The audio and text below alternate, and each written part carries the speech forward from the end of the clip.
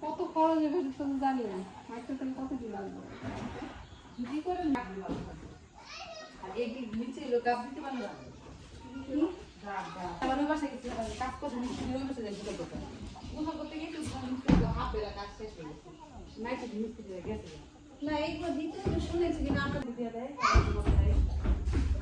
আচ্ছা আপনার নাম্বার তো মনে নিয়েছিলাম আমি